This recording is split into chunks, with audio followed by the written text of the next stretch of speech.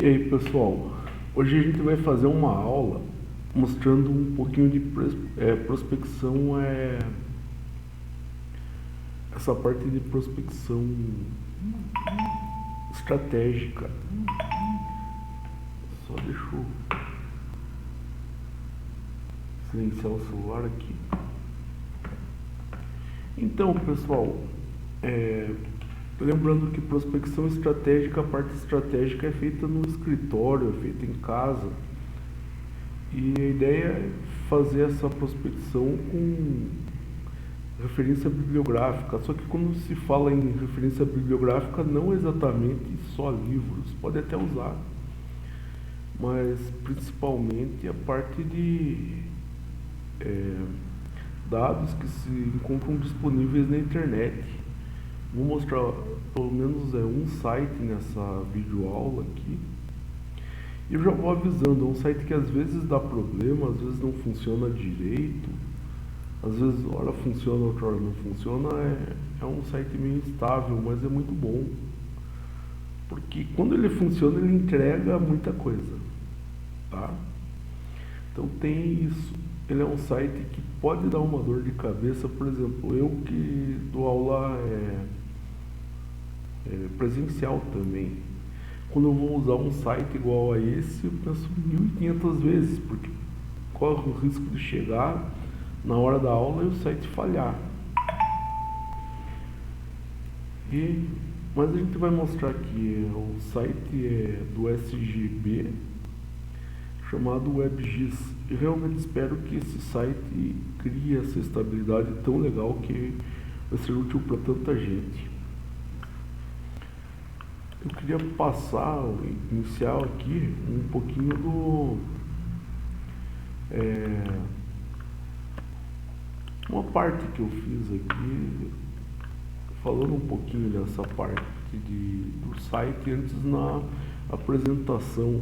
Aqui eu tenho quinto e sexto dia porque é relativo às aulas que eu estou dando aqui, mas vamos lá. Então, o objetivo que eu vejo nessa aula geralmente é aprender a identificar as variáveis geofísicas e geoquímicas. Para isso a gente vai usar um software online chamado WebGIS. Outra parte que tem nessa aula do quinto e sexto dia, e essa parte literalmente não vai ser nessa videoaula, acredito eu, pelo fato que é meio corrido aqui, uma aula dura no máximo 1 hora e pouquinho, daí não dá tempo. Mas seria importante entender como que funciona um outro site, um outro sisteminha, que é o Sigmine, e aprender como linkar as informações dos dois sites, desse site do WebGIS, da Sociedade Brasileira de Geologia, né, com o Sigmine. O WebGIS ele mostra para você algumas coisas tais como propriedades geológicas, geográficas, geofísicas e geoquímicas. É muito importante isso. Já o Sigmine é um site usado para você ver como está determinada área. E lá você pode ver se a área está livre, se existe já um processo mineral naquela área de pesquisa, de explotação ou não, ou se ela é reserva de alguma coisa. Então esse site do Sigmine serve para isso. Vou começar falando do WebGIS. Ele fica no site do SBG, a gente vai entrar lá daqui a pouco, eu vou mostrar onde é o site. E ele mostra informações de mapas, e aí você tem mapas geográficos, geofísicos, geoquímicos. Esse site é bem legal, pessoal, porque ele te dá links, por exemplo, para relatórios geográficos. Quer saber o relatório geográfico de uma determinada área, talvez seja o melhor lugar para você conseguir esses relatórios, tá?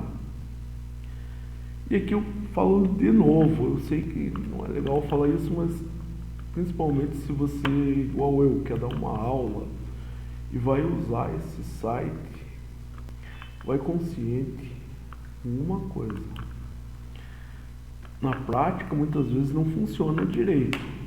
Então você tem uma chance de abrir o site na aula e ele não dá o resultado que você quer. Saiba disso antes de começar uma aula, vai consciente. E se for dar uma aula disso, já fale para os alunos. Você vai abrir um dia, vai funcionar tudo, e vai abrir outro dia e talvez não funcione tanto assim. Tá? Aqui a gente vai usar essas aulas de geofísica e geoquímica. Eu fiz isso para o meu curso, né? Mas essa primeira aula eu acredito que a gente fala mais em geofísica. Vamos ver, se você olhar no canal que eu estou postando isso, vai provavelmente ter outro vídeo lá falando de fatores geoquímicos. E para frente vai ter um outro vídeo lá onde eu vou ensinar como linkar os dois sites. Tipo, o resultado deste site, que é do WebGIS, que fica no site da SBG, com o site da Sigmine. Mas isso é uma terceira aula, tá? O que a gente vai ver, ou gostaria de ver, não sei se vai funcionar, então já coloquei aqui, se funcionar. E falo, infelizmente, para vocês de maneira meio ruim. Já testei a gravimetria e muita coisa não funcionou, tá? Mas na gravimetria, isso não quer dizer que não funcione para sempre. Amanhã pode voltar, daqui a pouco pode voltar. Liguei lá pro pessoal, não consegui falar, mas vamos lá. Então aqui, ó, gravimetria, mostra dados de gravimetria. Então, lembrando, como que é feito a gravimetria? Um gravímetro. O gravímetro é um aparelho que mede a gravidade local e ele é bem preciso. Por exemplo, aquele 9,8 que você aprende no segundo grau, que é metros por segundo ao quadrado, e falam que sua aceleração é da gravidade. A realidade é que essa aceleração da gravidade não é 9,8, depende do lugar, ela pode variar bastante, muito não, pouco, mas esse pouco é o que vai possibilitar você ter uma ideia da densidade. Então, gravimetria, eu sempre falo, você estuda a gravidade para ver a densidade do que tem embaixo no subsolo, tá? A verdade é que foram feitas diversas medições e esses dados foram incorporados lá no Sigmine não, no WebGIS. Só que quando você vê um dado de gravímetro, não serve para muita coisa se você não souber trabalhar com esse dado. O que você tem que achar aqui é algo chamado anomalia de Bolger. Esse dado, quando funciona o site do SGB, do WebGIS, ele também mostra para você essa anomalia. E essa anomalia de Bolger, ele vai indicar as coisas para você.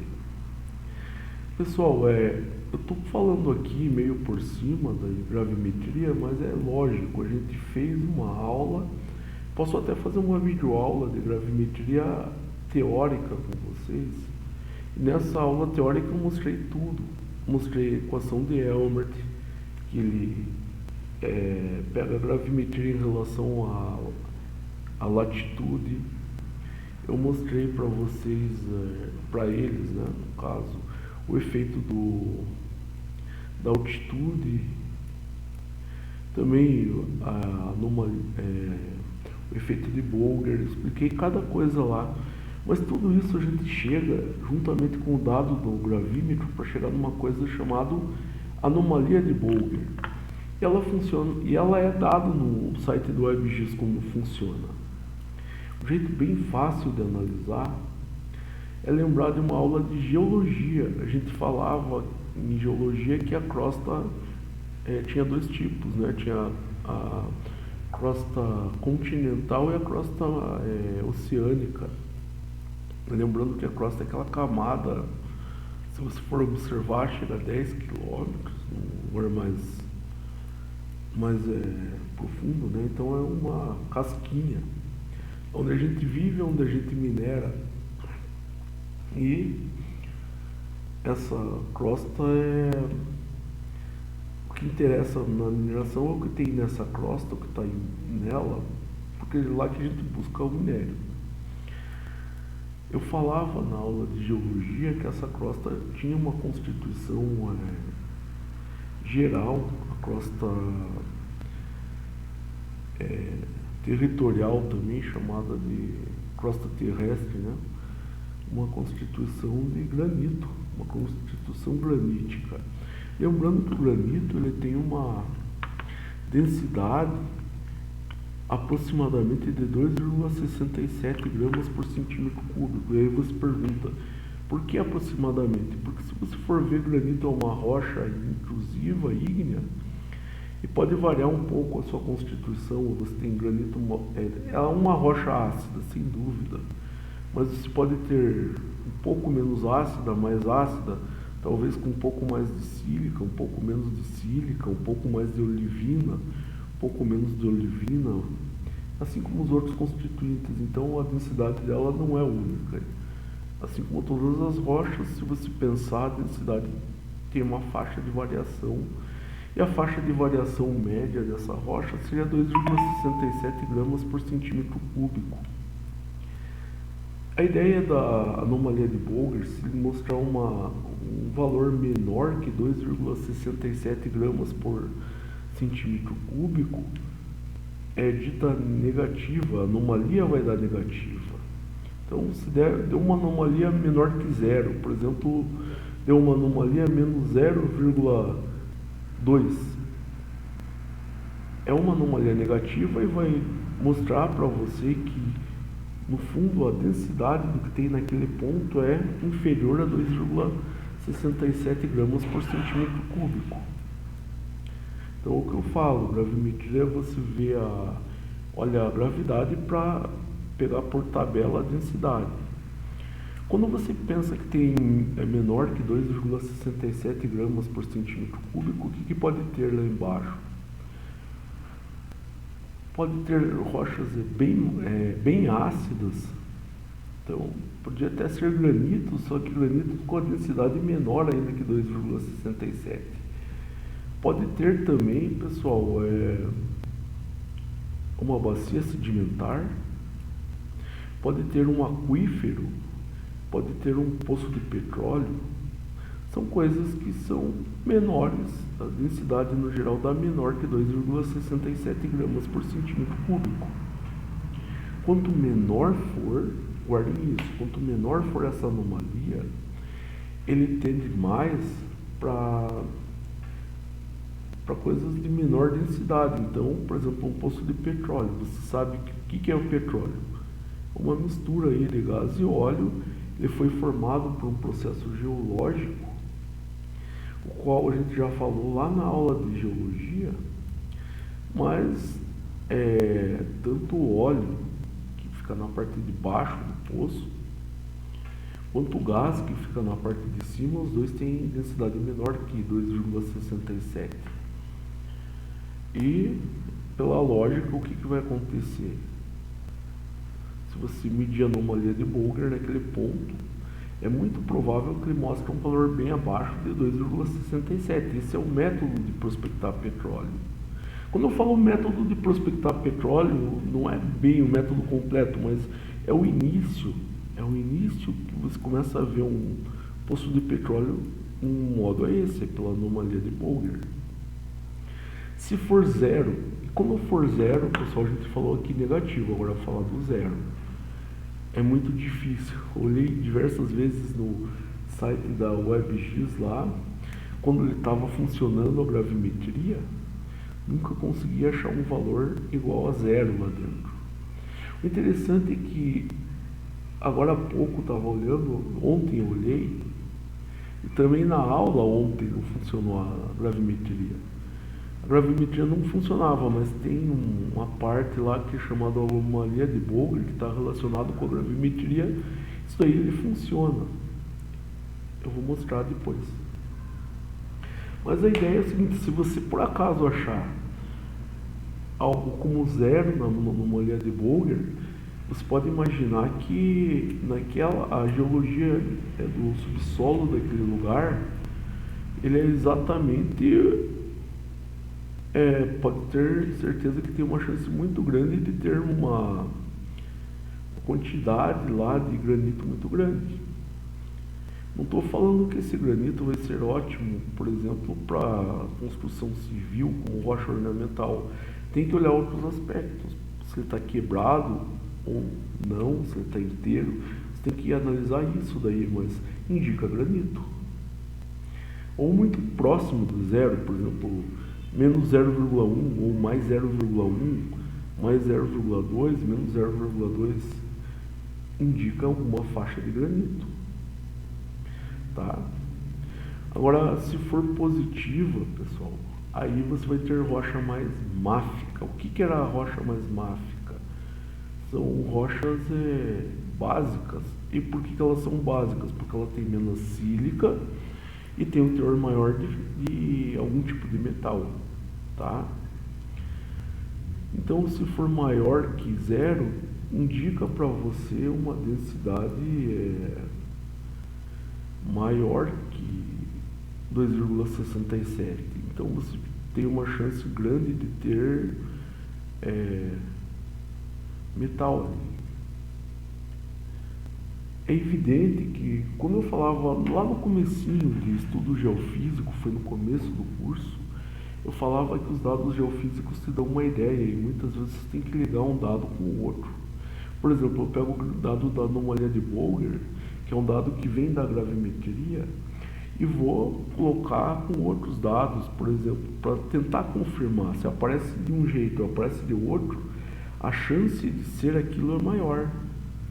Se eu olho lá e tem uma anomalia de Bolger positiva, está maior que zero, opa, aí tem algum tipo de metal. Mas aí eu vou tentar relacionar com a parte magnética.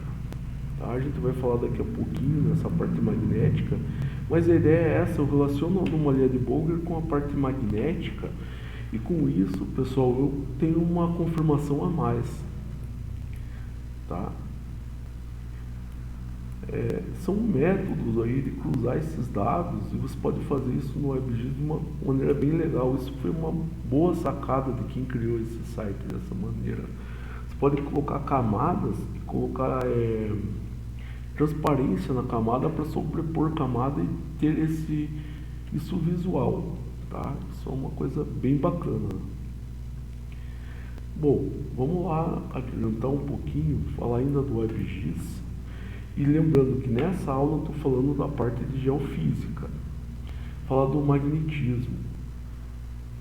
Eu diria que o principal do magnetismo vai ser uma coisa chamada anomalia magnética.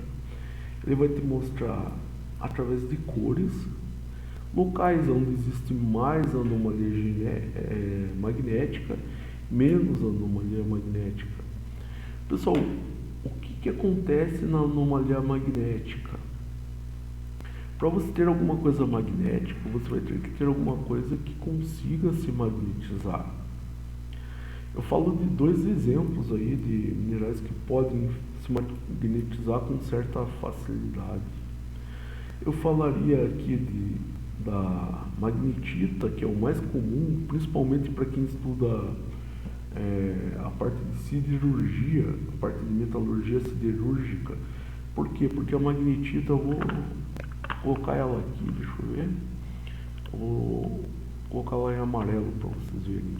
É um óxido de ferro, mas ele é muito usado para fazer o aço. Seria a magnetita, que é o Fe3O4, hematita, Fe2O3. Outro mineral magnético muito comum é chamado pirrotita. Esse é um sulfeto de ferro, mas não é igual o sulfeto de ferro igual a pirita. Se falar pirita F2S, mas tem enxofre e ferro, mas não é magnético não. Agora, a pirrotita também tem enxofre e ferro, ela é mais magnética, porque a quantidade de ferro é maior. Tem uma fórmula aqui que a gente viu. Nesse curso, na verdade, a gente não viu, mas se fosse, por exemplo, um curso de mineralogia, se tivesse essa disciplina, teria visto. Tá? Mas, enfim, ele é um sulfeto de ferro E uma das pirrotitas que mais aparecem seria essa daqui, F3S8. Tem toda uma fórmula que é Fe, daí o índice é x-02, e daí o outro é x, mas não vamos entrar nisso agora. O que eu queria deixar claro no magnetismo é o seguinte, que o magnetismo é uma ferramenta muito boa para você ver onde tem a parte de metais, por causa que são magnéticos. Então, quanto maior for a anomalia magnética, maior a possibilidade de ter metal lá. Tá? E existem dois outros dados, que são gradiente total e primeira derivada. Esses podem ser relacionados tanto à gravimetria, muitas vezes, mas também à magnetometria. Eles são dados um pouco mais sensíveis até do que a anomalia magnética, mas a sensibilidade serve para coisas específicas, tá? Por exemplo, eu quero ver um DIC, quero ver uma falha, então eu posso identificar o DIC, eu posso identificar uma falha por esses dados de gradiente total e primeira derivada. Lembrando, o que era o DIC, pessoal? Lembra? Às vezes fica confuso, mas o DIC é o seguinte, eu vou mudar de cor aqui. Imagina o seguinte, ó. Isso aqui tem uma rocha, essa parte verde é uma rocha. E aqui tem uma outra rocha, tá? Só que no meio dessas duas rochas, eu sei que o desenho aqui não está muito legal. O que entrou aqui? Entrou magma aqui no meio, ó. Então, o magma que entra no meio de uma abertura de outras rochas, isso aqui seria um dique. E existem métodos para identificar isso. E a primeira derivada e a gradiente total são métodos que conseguem possibilitar aonde existem esse tipo de processo geológico, digamos assim. Então, eu coloquei aqui, ó, o que a gradiente total vai realça no sentido de deixar mais evidente. Ele realça transições abruptas, como o campo magnético, e mostra de maneira fácil de ver falhas, contatos entre rochas diferentes. O que acontece? Uma rocha mais magnética que a outra vai aparecer nesse gradiente total. O DIC, que eu acabei de explicar, que é esse magma que entra num espaço vazio entre duas rochas. Os limites de corpos magnéticos é melhor ver no gradiente total do que ver na anomalia magnética. Você pode pensar assim, a gravimetria total e a primeira derivada, elas veem coisas semelhantes, mas a primeira derivada dá ênfase nas bordas, ou seja, na borda de um corpo. E eu sei, para quem entende bastante de geologia, eu quero que vocês entendam e não fiquem falando mal do meu vídeo, porque eu estou falando isso muito por cima. Mas esse vídeo aqui está orientado para um curso que tinha uma disciplina chamada Técnicas de Amostragem, que tem apenas 40 horas. E lá a geologia foi, se não me engano, 90 horas, então eu não tive tempo para me aprofundar com eles. Se fosse, por exemplo, um curso técnico, aí seria bem mais a fundo isso, a gente ia ver primeira derivada, a gente ia ver a gradiente total, ia mostrar o aspecto direcional da primeira derivada, mas aqui não dá tempo. Bom, a gente vai dar uma olhada nesses dados se abrir no Sigmine, né? Mas vamos um pouco para frente, depois em outro vídeo, pessoal. Agora a gente vai dar uma olhada no site mesmo, mas em outro vídeo eu vou falar um pouquinho daí, talvez de a parte geofísica, geoquímica, né, que é tão importante. Bom, eu vou abrir aqui o site. Para abrir é bem simples. Eu coloco SBG Você pode colocar SBG Geologia, aparece aqui um site da Sociedade Brasileira de Geologia, né? Mas não é esse que eu vou abrir esse de baixo, ó, SBG Home, Home. Eu descobri que esse SBG Home, ele vai mais fácil quando a gente quer chegar aqui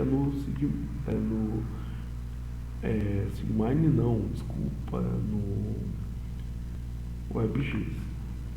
Eu vou vir aqui, ó, então eu entrei no site, deixa eu pôr a lupa aqui para vocês conseguirem ver qual é o site aqui, ó. Vamos lá em cima, ó. Então o site é esse, ó, sgb.gov.br, que é o Serviço Geológico do Brasil, tá? Daí aqui dentro eu vou vir aqui nesses Geologia e Recursos Minerais, eu desço um pouquinho aqui, Geologia e Recursos Minerais, e vai abrir um monte de coisa relativa à geologia e recursos minerais, ó. Tem geologia, cartografia, geofísica, geoquímica e recursos minerais. O que eu quero é esse daqui, ó, WebGIS, Base de Dados GeoSGB, WebGIS. É normal, pessoal, guardem isso, é normal esperar um pouquinho para carregar. Como está essa tela azul e essas barrinhas vindo para cima e para baixo, é que ele está carregando. E se demorar para você, por mais que você tenha uma internet muito boa ou muito ruim, não importa, é o tempo que o site leva para carregar. Pode ter algumas vezes que ele carrega mais rápido, pode, assim como pode ter algumas vezes que o site vai carregar mais lento. Não depende da tua internet, isso depende de algo relacionado ao servidor do site, creio eu, tá? Para ficar melhor para a gente ver, eu vou colocar em tela cheia, porque senão ele não vai mostrar alguns aspectos do site. Então eu vou colocar em tela cheia aqui, essa tela cheia. O computador que eu estou, para colocar em tela cheia, eu dou um F11, tá? Mas no teu computador pode ser diferente. Bom, estamos aqui, pessoal, no WebGIS. É um site bem útil. Eu queria mostrar algumas ferramentas para vocês, ó.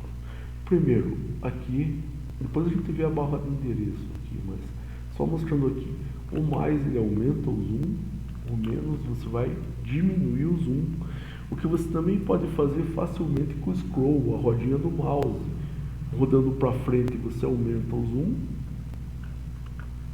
e rodando para trás você diminui o zoom. Tá? Se você tiver, por exemplo, no computador, no notebook, e não tiver essa rodinha do mouse e aquele efeito pinça para usar no notepad, naquela parte do mouse do computador é muito ruim, vai por aqui, ó, mais e menos. Eu tenho aqui uma casinha e ela mostra as extensões padrões, então eu vou clicar aqui. Tá, vou mostrar aqui, ó. Estou deixando um pequeno mapa. Cliquei na casinha, ele mostra o Brasil, tá? Vou aumentar o mapa. Cliquei na casinha, ele mostra o Brasil, ele mostra a extensão do mapa brasileiro.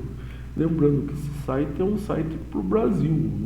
Eu acredito, nunca tentei, mas não vai ter informações, por exemplo, de outro país aqui.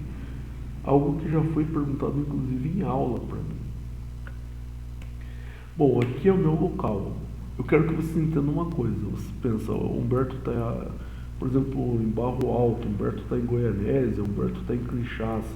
Se eu clicar aqui, ele vai para Barro Alto. Não, ele vai dar o local da onde está o provedor de internet.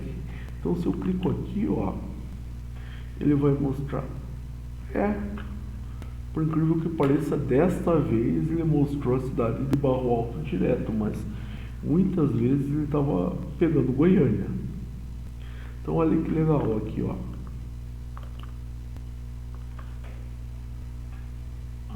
Entendi, pessoal. Para melhorar a conexão, talvez eu esteja... agora deu certo. Então ele pegou Barro Alto direto aqui, ó.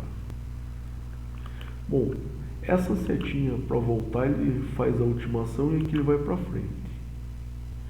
Vamos voltar aqui no local barro alto. Pessoal, até aqui vocês entenderam essas ferramentas daqui? É bem simples. Se você está com dúvida em alguma, uma das coisas que eu aconselho é usar elas. Você usa, faz o uso, começa a treinar que você acaba aprendendo, tá? Bom, só queria lembrar que aqui eu não consigo pôr lupa porque eu estou em tela cheia, tá? Vou aumentar o zoom para vocês verem uma coisa. Aqui tem a foto da cidade em si, ó, tá? Aqui tem a foto da cidade e ele está conseguindo pegar exatamente onde eu estou. Impressionante, hein? Tá. Esse tipo de mapa, ele está me mostrando como se fosse uma foto de satélite da cidade, mas isso nem sempre é muito bom para prospecção. Esse mapa pode atrapalhar um pouco e às vezes é melhor mudar o estilo do mapa.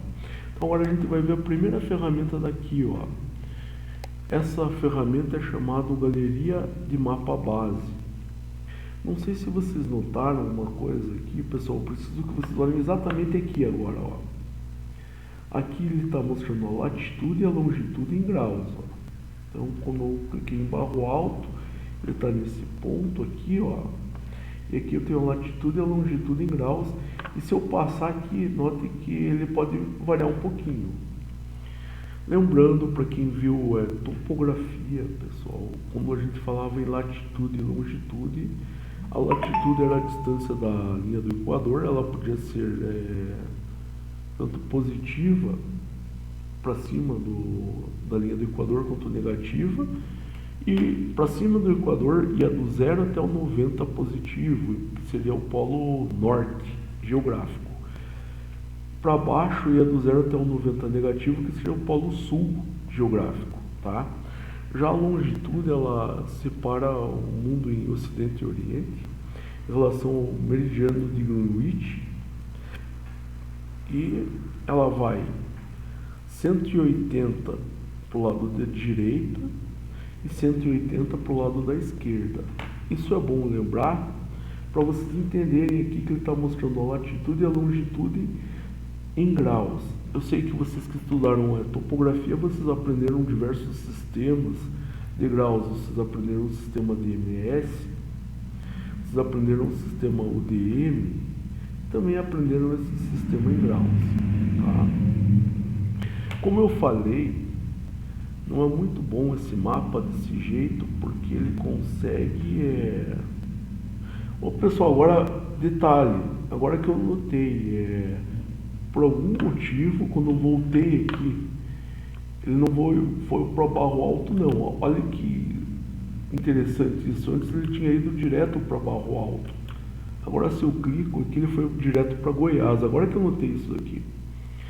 Por que ele está em Goiás? Creio eu que o servidor da internet que a gente usa, talvez do sistema FIEG, ele fique em Goiás. É por isso que ele identificou Goiás, ou tem alguma espécie de não sei se é um gateway lá, alguma coisa assim. Mas se eu quiser achar barro alto, um jeito para achar, é até bom que não apareceu barro alto, eu vou aqui nessa barrinha aqui e digito o lugar que eu quero. Vou falar que eu quero barro alto. Ele identificou 3 lugares em barro alto, 3 cidades chamadas, mais de 3 cidades chamadas de barro alto aqui. Eu tenho barro alto Bahia, barro alto Goiás, barro alto Iguatu, então tem barro alto à torto direito aqui. O que eu quero é esse barro alto em Goiás, onde a gente está. Note que agora ele veio para barro alto e que está a latitude e longitude de barro alto. Esse mapa, como eu falei, se eu aumentar isso aqui, provavelmente eu vou conseguir ver a cidade de Barro Alto pela foto do mapa. Vocês estão vendo aqui quadras, em cima, a foto de cima de casas, as ruas aqui, mas não é a foto melhor para você trabalhar com prospecção mineral. Aí vai do teu gosto, pessoal, mas eu gosto de pegar e mudar isso aqui para um chamado blueprint. Como que eu faço para mudar o tipo do mapa? Eu clico nesse botão aqui que está intitulado Mapas, eu vou esperar ele carregar e aqui eu posso mudar para outro tipo de mapa, ó, ver para esse daqui que é um tipo, não é o meu preferido. Eu gosto desse daqui, ó. Eu acho que fica mais fácil para ver muita coisa aqui, certo? Outra coisa interessante para mostrar no site do SGB, uma coisa bem básica e interessante, é o meu gabarito. Ele significa o seguinte: a distância desse tracinho aqui é 100 metros. Se eu mover, aumentar o zoom, pode ver que ele está diminuindo. Então a distância desse tracinho é 30 metros, 6 metros. Tudo aquilo que vocês viram de escala lá em topografia, que era a escala era o desenho pelo real, não tinha unidade, lembram? Aqui vocês usam também. Mas vamos para o que interessa, pessoal. A gente vai ver se está funcionando a gravimetria. Acredito que não vai funcionar essa primeira aula aqui. Mas para você ver dados de gravimetria, a primeira coisa é clicar no Geofísica. E aqui tem um monte de coisa que você pode ver. Bom, como eu sei que os dados de gravimetria eu preciso de uma extensão maior, eu vou rodar a rodinha desse mouse diminuindo o zoom, de tal maneira que eu consiga ver diversas cidades para ele me apontar as coisas que aparecem, né? Esse daqui, ó, esse primeiro é geoquímica, que a gente vai acabar vendo em outra videoaula, isso aqui. Lá a gente vai falar de afloramento, de amostragem petrográfica, ocorrências geoquímicas bem legais, que aqui é a amostragem geoquímica, tudo que a gente viu no curso. Como, por exemplo, a amostragem de corrente tem aqui, concentrado de bateia, práticas de geoquímica que a gente estudou aqui também mostra os dados. Mas o que eu quero hoje é geofísica. Vamos ver se levamos muita sorte e voltou a funcionar a gravimetria, que eu acho que não. Quando está essa rodinha aqui, é que ele está carregando e se demorar muito tempo carregando, é bem possível que ele não consiga carregar. Então os dados, está dando alguma coisa no site aqui, que para gravimetria que ele não está conseguindo carregar esses dados, como eu falei, nem sempre funciona. Mas se não funciona para gravimetria, eu vou parar aqui, basta desmarcar, eu vou buscar outra, algo que vem mais pronto, anomalia de Bolger, e vamos ver se a gente leva a sorte dele carregar. E note que aqui ele carregou a anomalia de Bolger, mostrando aqui, eu posso clicar aqui, ó, deixa eu por aqui,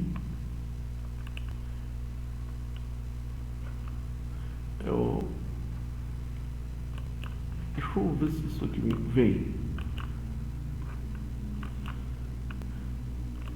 por aqui, ó.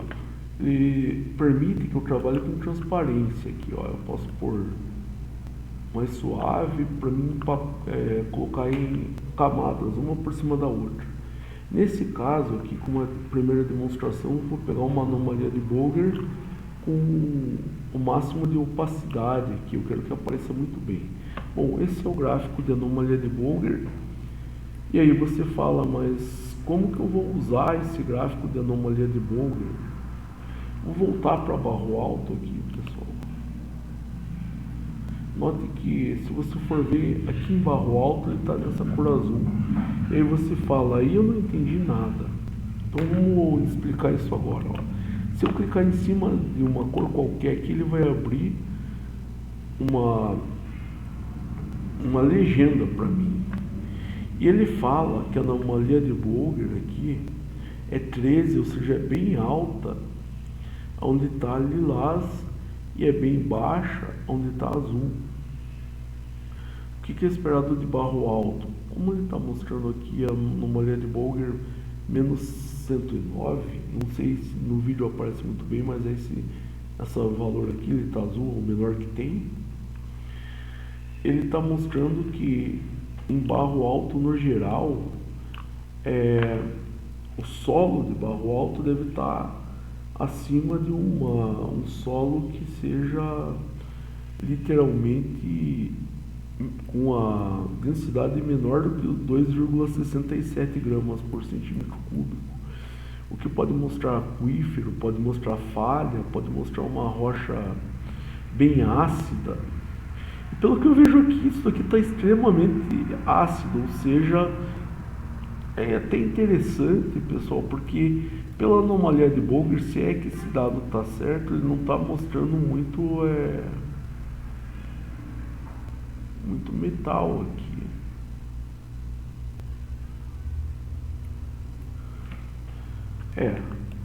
Para falar bem a verdade, eu agora me questiono se isso daqui está certo. Porque aqui devia ser uma região máfica e ultramáfica. E aqui, conforme isso daqui em Barro Alto, ele está mostrando uma região mais básica.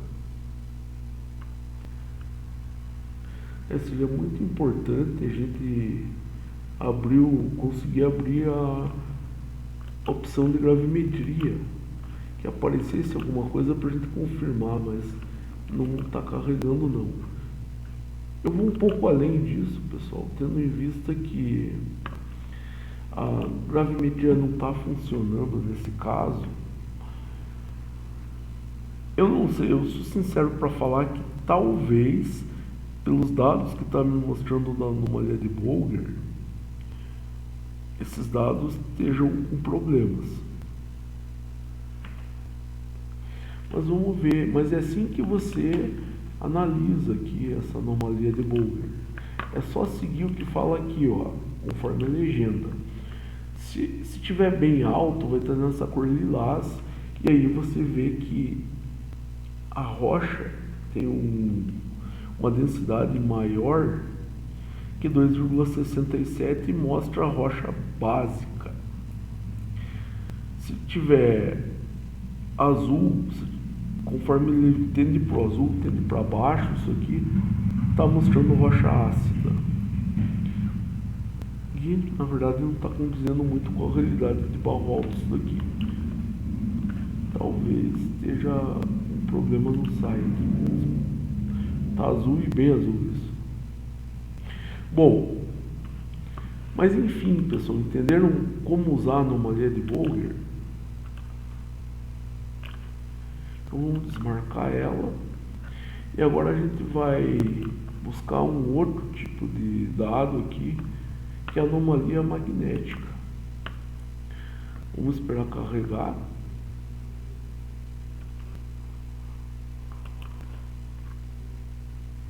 Está carregando aos poucos.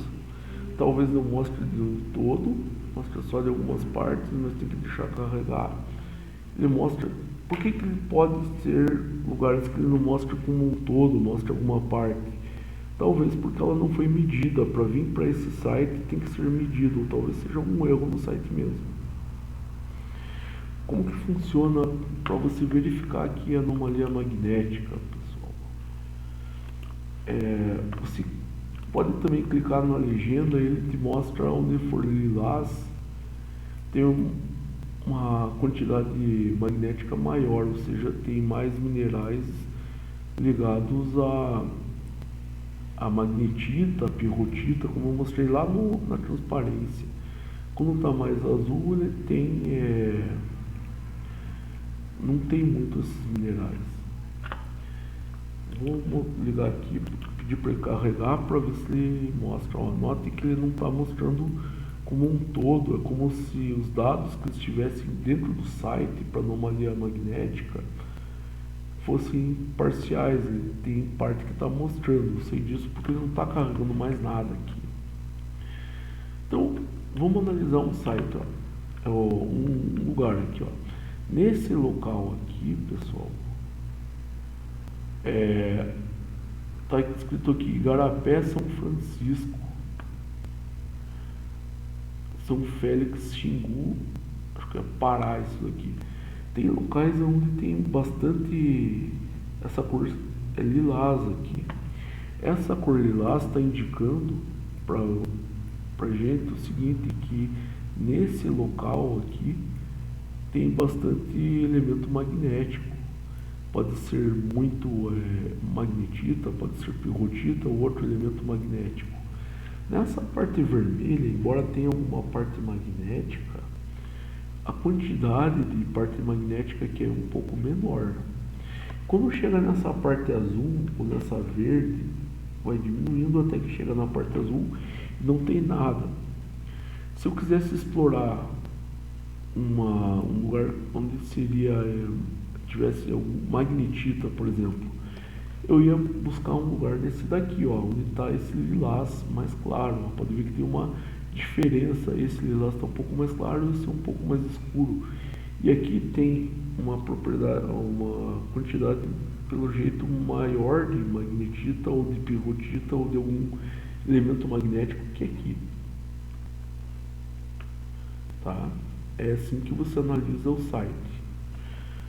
Só que muitas vezes tem que demarcar uma área. Então, isso é um exercício que a gente fez ontem e foi meio ruim porque o site não abria direito para muita gente. Mas como que eu demarco essa área? Eu posso pegar aqui minha ferramenta de desenho.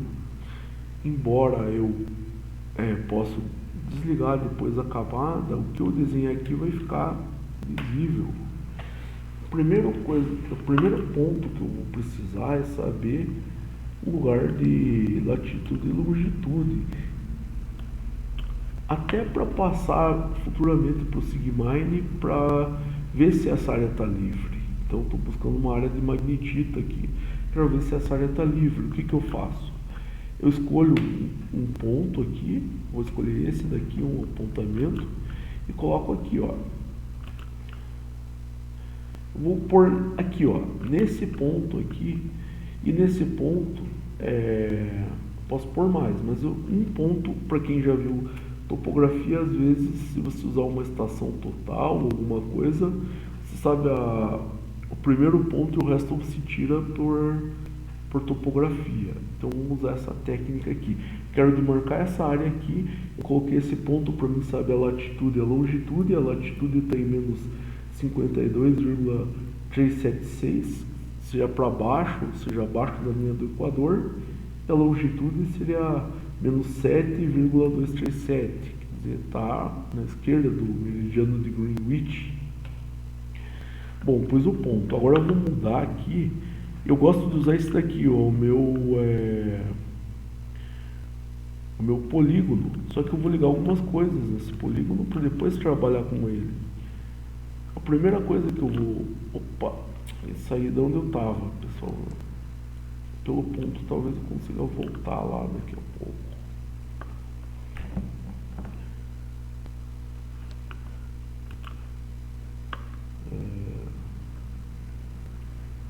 Vamos ver, achar o ponto que eu estava. Tá aqui, ó, o ponto. Então a gente demarcou de tal maneira que eu consigo voltar nele. Bem que esse daí talvez não seja o melhor ponto para pegar. Olhando, tá um pouco longe. Quando eu aumento aqui, eu vejo que talvez seja um pouco mais para cá esse ponto ideal dele. Não tem problema, vamos desfazer. Para desfazer, se vem aqui embaixo, você desce, né? Desfazer, vamos ver se saiu. O ponto saiu. Agora eu vou colocar outro ponto lá. Agora nessa área mais cinza, mais lilás, mais claro. O que tem maior aqui? Maior densidade. Agora eu vou colocar o polígono. Então aqui o ponto está com a latitude e a longitude do ponto ali, menos 52,377 e menos 7,254. Lembrando que a minha escala está em 0,2 km, ou seja, 200 metros. Tá? A escala não, meu gabarito. O tamanho disso aqui está valendo 200 metros. Agora eu vou pegar aqui o meu polígono para marcar o local. E agora sim eu vou ligar as coisas, que era para ligar lá, escapou, né? Primeira coisa, eu vou deixar ele totalmente opaco. Contorno da cor, eu vou escolher a cor preta aqui, acho que fica melhor. A largura eu vou escolher 2, mas aqui é importante, ó. Eu quero ligar a unidade, a medida da área eu quero que ele mostre em quilômetros quadrados. Posso variar isso aqui, posso pôr acres, hectares, metros quadrados, pés quadrados, mas eu quero quilômetros quadrados. Outro fator que eu vou ligar, só mostrando, ó, se eu desligar, ele some aqui a opção, eu tenho que ligar, ó. Então já ligou aqui está em quilômetros quadrados, aqui eu quero em quilômetros e o tamanho da fonte eu ponho 16. Feito isso, depois que eu configurei o meu polígono, eu vou escolher um tipo de polígono aqui, eu vou pegar esse, por exemplo, e começar a desenhar. Só que para começar a desenhar eu vou tirar um pouco esse zoom aqui. Imagine que eu quero pegar essa área aqui, ó. Vou pegar essa área aqui, ó. Opa, escapou. Vamos lá pro desenho de novo, pessoal, não tem problema não. Pega o polígono, eu peguei e cliquei para ele ficar menor, vou começar a desenhar aqui, ó. Ele vai desenhando o meu polígono.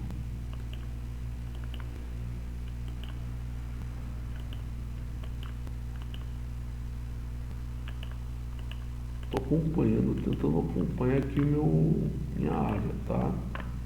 Só deixa eu fazer uma coisa, desligar isso aqui, senão ele está escrovando, gente. Imagine que eu quero essa área aqui, ó. Pegando aqui, delimitando a área, para me ter uma ideia. Isso aqui é uma área bem grande, pessoal. Pegando isso aqui, uma área delimitando que eu teria interesse. É bom você fazer esse desenho pela área, nem que não seja para muita coisa, mas para você ter uma ideia. Imagine que eu quero pegar essa área aqui, ó. Estou inventando essa área, eu quero pegar aqui, fazer um polígono, ó. Eu quero vir aqui. Pessoal, esse exercício é bem bacana para você aprender muita coisa de delimitação aqui. Na prática, você vai ter outras áreas que você vai pegar aqui, mas até para você entender como funciona a ferramenta, tem que fazer. Chegou 2 vezes, eu cliquei e olha o que aconteceu aqui, ó. A minha área. Nossa, mas 0 quilômetros quadrados? Não deu nenhum quilômetro. E o perímetro deu de 4 quilômetros. Ou seja, esse polígono que eu fiz foi extremamente pequeno. Vamos fazer uma área maior aí, porque... não, tá aqui embaixo. Por que apareceu 2 vezes aqui? Sem querer eu fiz outro polígono, tinha acabado um e fiz outro, foi isso que aconteceu. Eu vou desfazer o último polígono, então. Agora sim. Então, ó, o que vale é esse daqui, ó. A minha área tem 127,8 km², e a soma do meu perímetro, ou seja, a soma de toda essa distância que passa aqui, deu 72,6 km. Eu tenho um ponto aqui, esse ponto que eu marquei, ele está com a topografia, com a latitude de menos 52,377 e a longitude de menos 7,251 graus. Então aqui eu tenho esse polígono. Olha agora o que eu vou fazer, pessoal. Eu vou desmarcar a anomalia genética e notem que agora a minha área ficou marcada no mapa. Bom, e aí vem aquela questão. Eu posso pensar, mas anomalia genética, e se eu quiser ver em relação a, por exemplo, a anomalia de Bowley, posso ligar ela aqui, ó. Agora que eu já desliguei aqui, eu vou ligar de volta a anomalia de Bowley.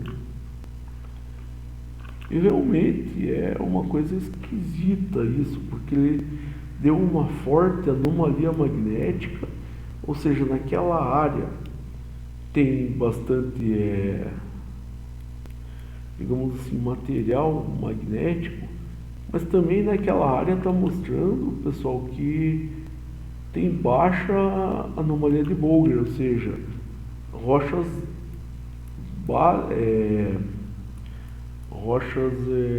leves embaixo, de baixa densidade. E aí você pergunta, mas tem alguma análise possível aqui para você ter uma rocha no mesmo lugar, rocha bem magnética, o que sugere uma densidade maior, e ter uma anomalia de Bolger bem pequena? Qual que poderia ser a solução disso, pensando em termos de geologia?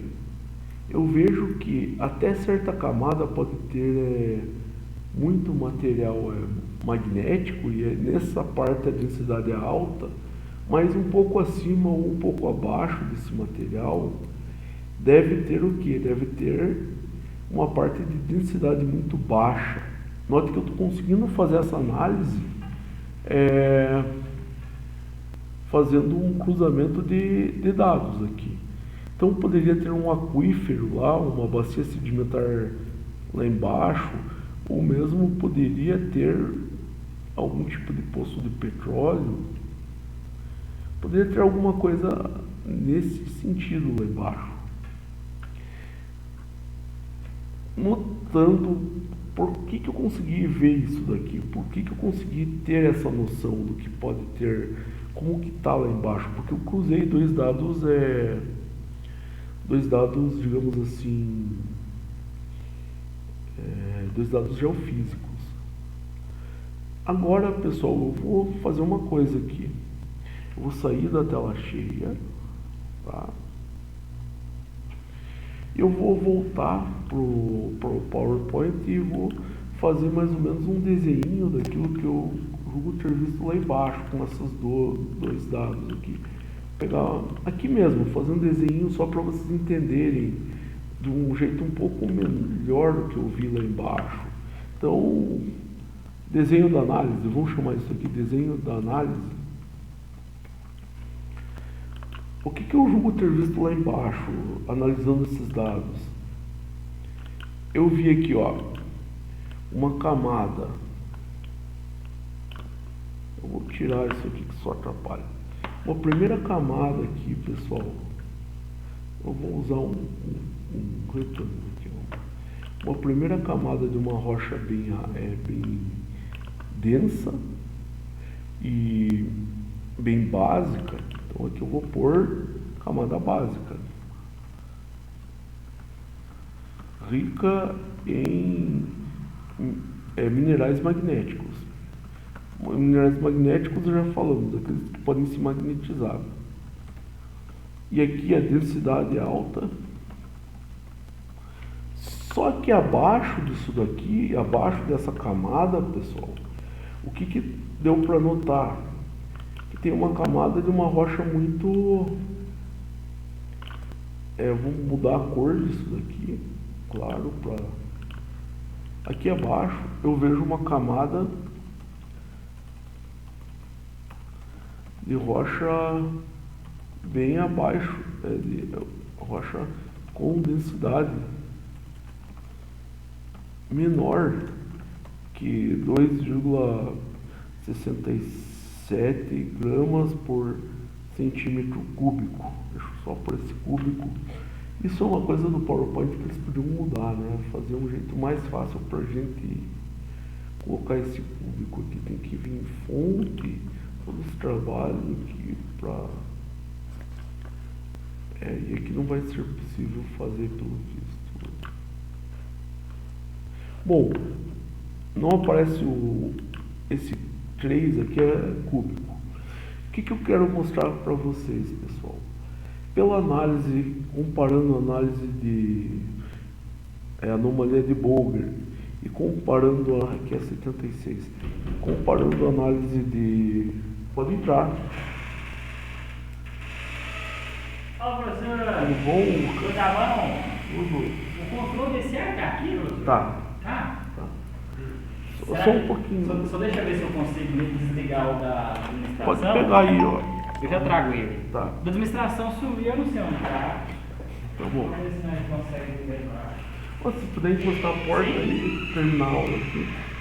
Desculpa, pessoal, chegou um amigo meu que queria o controle do ar, mas vamos lá. O que eu percebo dessa análise aqui? Eu percebo que em cima existe uma camada básica. Ela é rica em minerais magnéticos e por isso ela é densa.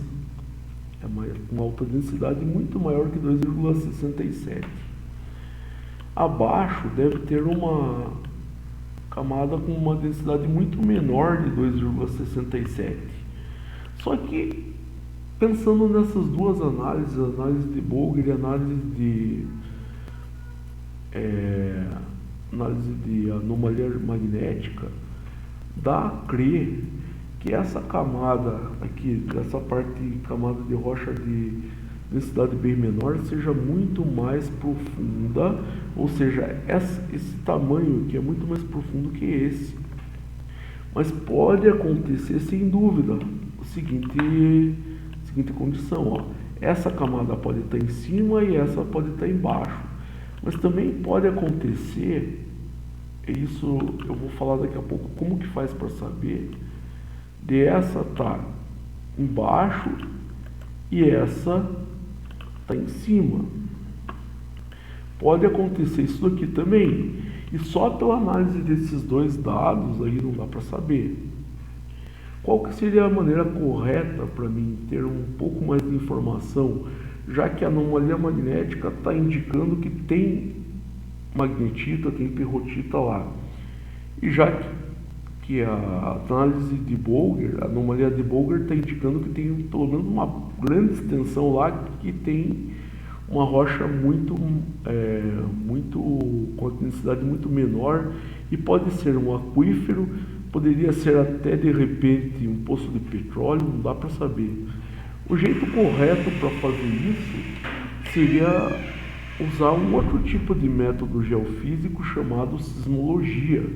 Você ia fazer o quê? Você ia pegar, ia fazer uma explosão, essa explosão poderia ser com dinamite, por exemplo, e devido a propriedades de reflexão e refratância entre os solos, você conseguiria descrever o que tem lá embaixo. Mas é provável que você ache uma dessas duas situações aqui. Com isso, eu queria mostrar, pessoal, um exemplo de como usar o WebGIS aqui para você ter uma noção do que pode acontecer, tá? E você pode falar para mim, deixa eu voltar agora para essa outra cena onde eu apareço. Isso. Você pode falar para mim, pessoal, o seguinte, ó, mas pela essa aula eu percebi que não é muito fácil isso daí. Eu percebi que essa análise, quando você coloca duas ou mais análises, a coisa começa a complicar um pouco. E é isso mesmo, pessoal. A tua qualidade da análise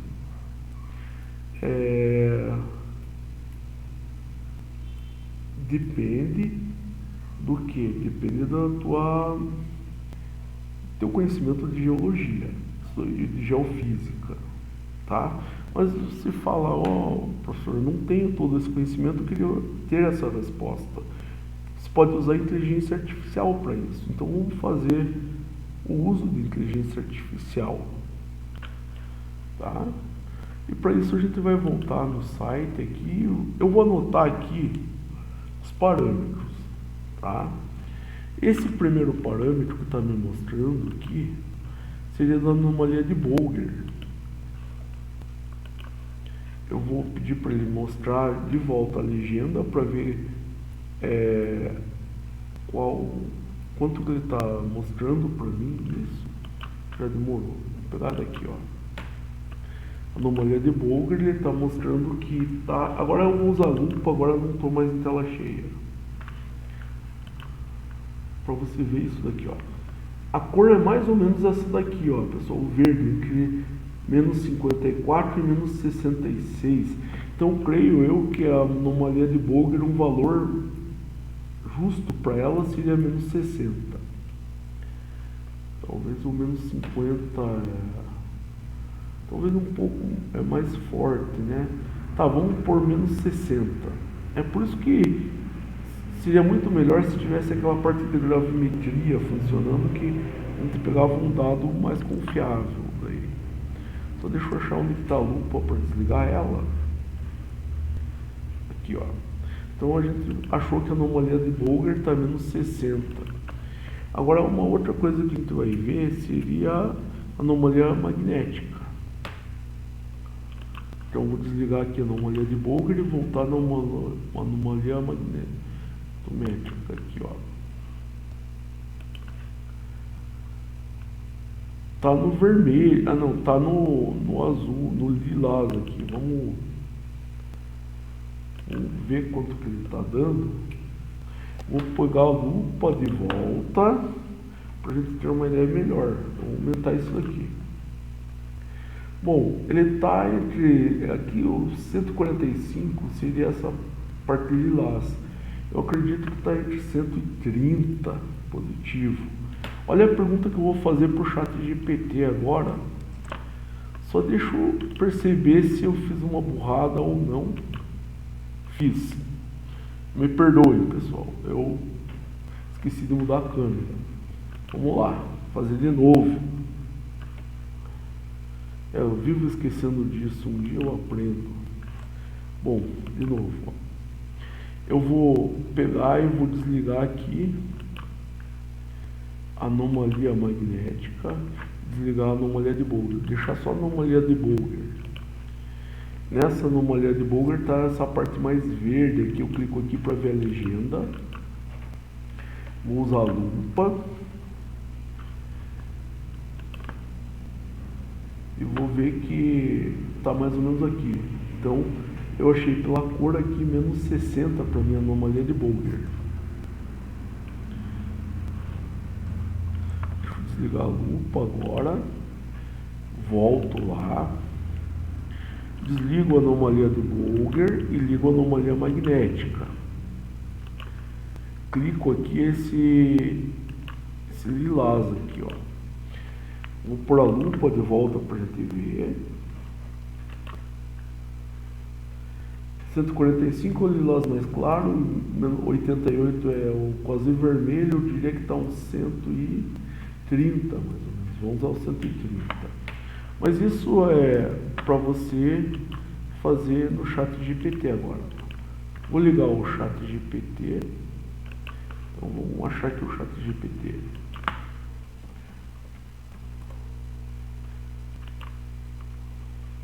E eu vou fazer a seguinte pergunta para o chat.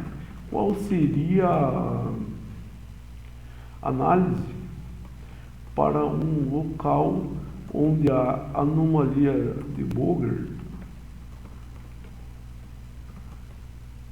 seria de menos... Agora eu esqueci a anomalia de Bolger. Fala assim, não tem jeito, né? É menos 60. Vê de volta, então.